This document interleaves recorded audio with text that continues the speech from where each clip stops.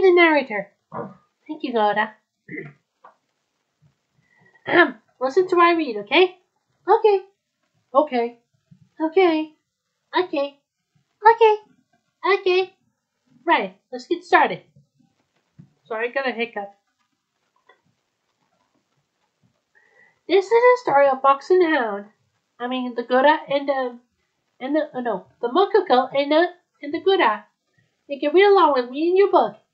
You know when it's time to turn the page when you hear me slapping like this. Let's begin now. The sun was barely up when Widdow Tweed started the chores around her little farm. She milked the cow and the chickens, then began to laundry up to dry. Suddenly the pile of clothing moved. The Widdow lifted a blanket, and there was a frightened little Mococo. Oh dear, poor thing.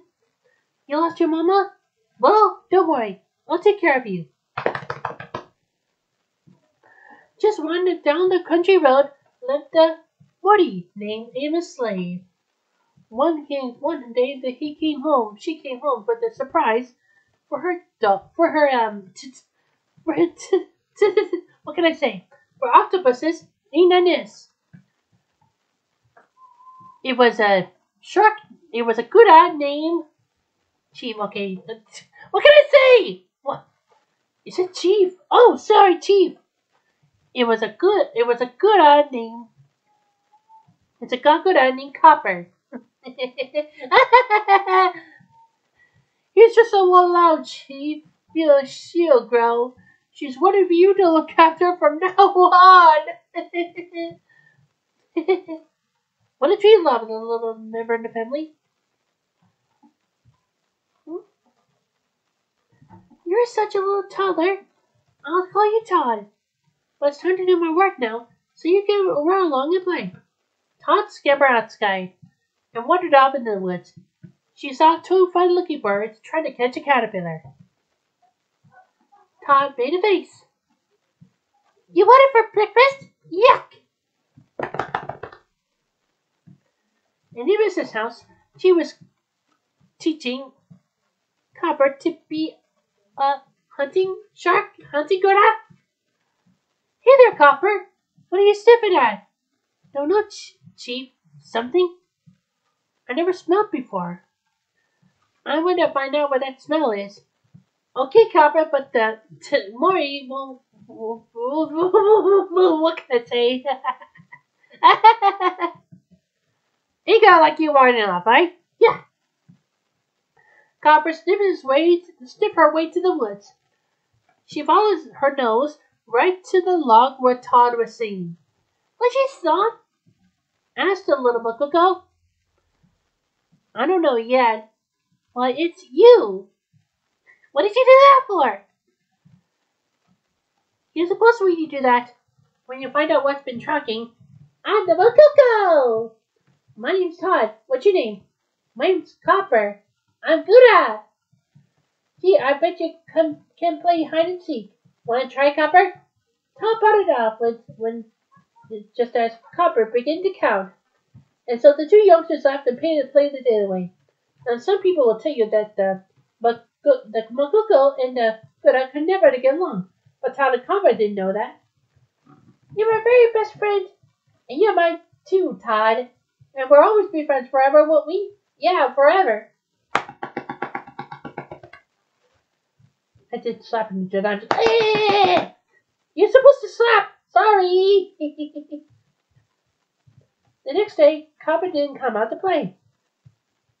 Todd found her tied to her bower house. She says, I'm going to stay home, but it's no fun in here. What? Well, you're not here then. I don't know. I told my chief over there. Don't worry about me. She's creepy. Todd crept to the chief's barrel. Gee, Louise! Was she ever big? Wow, look at those teeth. No, don't go in there! Suddenly, Chief's eyes popped open. A Mococo! Chief charged after Todd, scattering chickens in every direction. There. Ninomae was so angry she stormed over to Widdow Tweed's house. "You're thieving, Mococo! It was after my chickens!" "I don't believe it. Tom wouldn't hurt a thing. If I ever catch her at my place again, I'll blast her." When the cold winds began to blow, Amos loaded his traps and gun into our truck. "Well, Copper, old Chief and I are going to teach you all about hunting." Over the long winter, Copper moved big and strong. She loved hunting, and no time at all she stepped on animal tracks, even through the deep snow. Soon spring came again. Copper, Chief, and Amos chugged back down the country road and toward home. Tom was glad to see her old friend returning. Uncle St. Copper's night, after Chief and Amos were asleep. "Copper! Psst. Hey, Copper! Meet Todd." "Hi, Todd. Gee, it's great to see you. But you shouldn't be here. If Chief wakes up, we'll both be in trouble. I just wanted to know we're still friends. Todd, those days are over. I'm a hunting Gura now." Just then, Chief woke up. "It's our fault, and Mococo again. Stop it 2 times, I'm sorry. Here we go. How about stop it 2 times? That's not that either. Sorry." Todd opened the yard and hid in the woodpile. She shivered that Chief and Amos run past.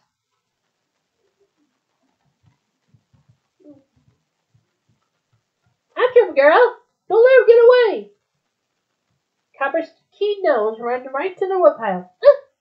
"Todd, I don't want to see you get hurt." "I'll let you go this one time."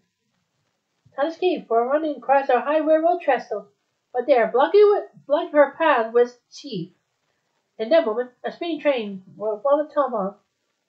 Tom blocked between the railroads, but Chief was bumped up the tracks. She tumbled down the steep cliff to the river below. When Widdow Tweed heard what had happened, 2 times, hey, yes.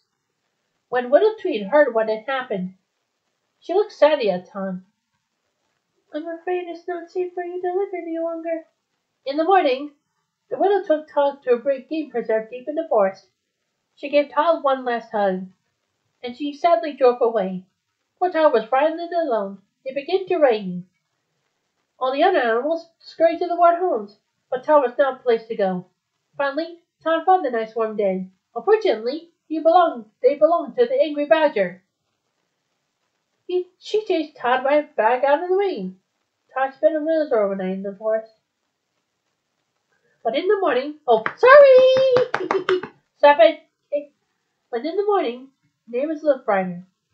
Todd met a beautiful girl, Fuwawa, named Vixy. She felt Todd is the most handsome Mococo she ever seen. I just don't know you got love the forest. Let me show you around." Vixy made Todd feel right at home. Todd knew what it's like, live in the forest after all.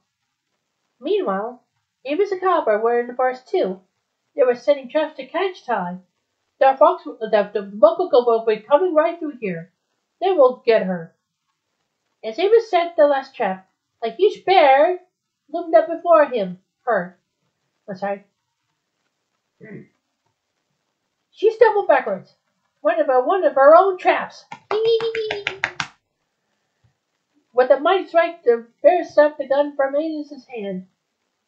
Copper tried to protect her, Mori. Fearlessly, she lunged at the huge bear. In a single powerful blow, Copper was knocked to the ground. Todd heard Copper's howl and ran to help her childhood friend. Leaping on the bear's back, she bit and scratched wildly. Todd escaped onto a log right above the raging river, but the bear was close behind. But the bear was too heavy for the log. It split in half. Both animals plunged to the river below. There. Ah! There you go. Hey, you didn't stop it 2 times. You said it. Okay, sorry. Tom struggled to shore. There was Amos, aiming right at her. Copper left in front of Mori's gun. Come on, Copper, get out of the way. But Gura refused to leave her friend.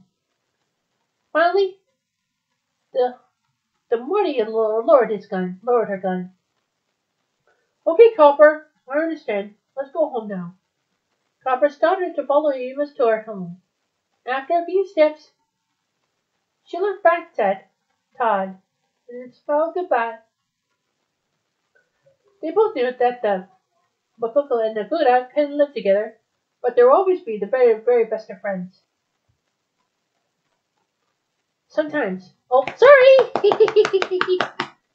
sometimes, when on warm summer nights, Todd and Vixy would leave the forest and climb the hill overlooking Copper's house.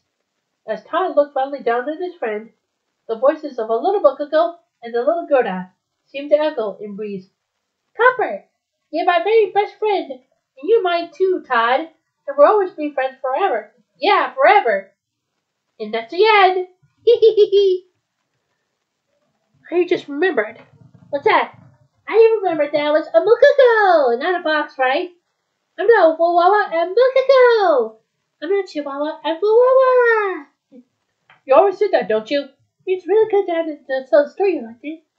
I never thought I was being drowned by the river, don't I? You do, Ines. Okay. About that.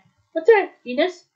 I wasn't just hit by a train. I was bumped up. It was bumped up the tracks. I was telling a story about it. Ooh, Fuwawa? Yes, I've met Mococo before. And she met me because we're not talking anymore. And we're not talking because we didn't met each other when we talked. Oh, that's right. You always did that. Oh, great. The end.